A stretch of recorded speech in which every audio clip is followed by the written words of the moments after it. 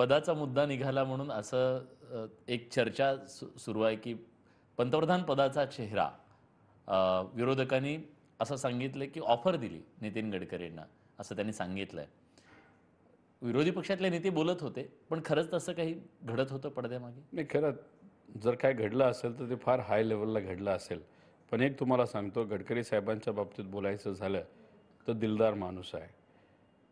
एखादा व्यक्ती विरोधी पक्षातला असला, लोकप्रतिनिधी असू द्या नाहीतर कार्यकर्ता नंतर पदाधिकारी असू द्या, त्यांची मागणी जर योग्य असेल तर ते मदत नक्कीच करतात. मी माझ्या मतदारसंघामध्ये 2 नॅशनल हायवे व्हावे, जेणेकरून माझ्या MIDCला चांगल्या कंपन्या येतील आणि तिथं असणाऱ्या लोकांना रोजगार मिळेल, या हेतूतून मी 2 नॅशनल हायवे मागितले होते, विनंती केली होती.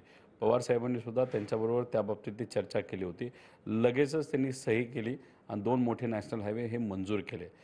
त्यामुळे त्यांच्याबरोबर कोण चर्चा करत होते हे मला सांगता येणार नाही, पण त्यांना ते पद मिळालं असतं.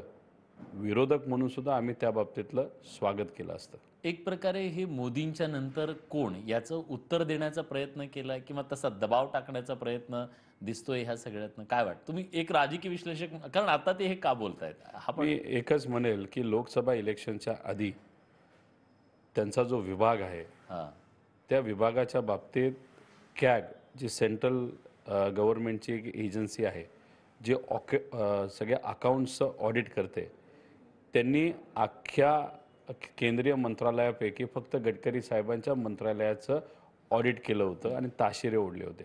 तेव्हा मी एक स्टेटमेंट केलं होतं की येणाऱ्या काळामध्ये भाजपची एक हाती सत्ता येणार नाही आणि ती सत्ता तिथं येणार नसेल तर एक चेहरा हा प्रधानमंत्रीचा चेहरा बनू शकतो, तो म्हणजे गडकरी साहेबांचा. म्हणून इंटरनली म्हणजे भाजपच्या मोठ्या आजच्या नेत्यांनी मुद्दामून त्यांच्या विभागाला अडचणीत आणण्याचा प्रयत्न केला असेल आणि महाराष्ट्रातून जर एखादा चेहरा जो भाजपबरोबर आहे आणि भाजपची सत्ता जर येणार असेल आणि हंग पार्लमेंट होणार असेल, नाहीतर मित्रपक्षाची जरूर तिथं लागणार असेल, तर एक महाराष्ट्राला खूप मोठी संधी होती पंतप्रधान व्हायची, ती म्हणजे गडकरी साहेबांची. म्हणजे गडकरी साहेबांना प्रत्यक्ष अप्रत्यक्षपणे विरोध हा अंतर्गत भाजपकडनं नक्कीच तिथं होत आहे.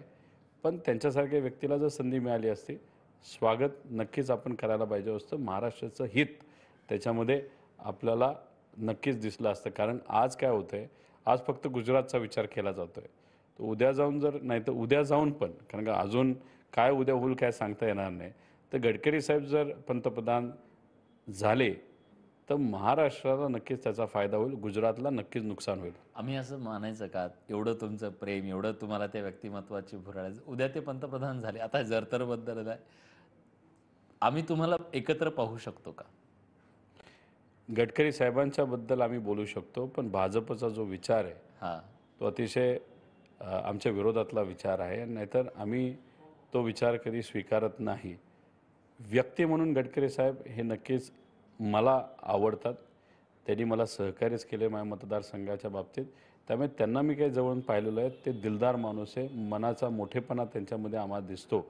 त्यामुळे उद्या जाऊन द्वेषाचं राजकारण ते करणार नाही, एवढं मला माहिती आहे. पण ते ज्या पक्षामध्ये आहेत, त्या पक्षाबरोबर आम्ही जाऊ असं तरी नक्कीच वाटत नाही.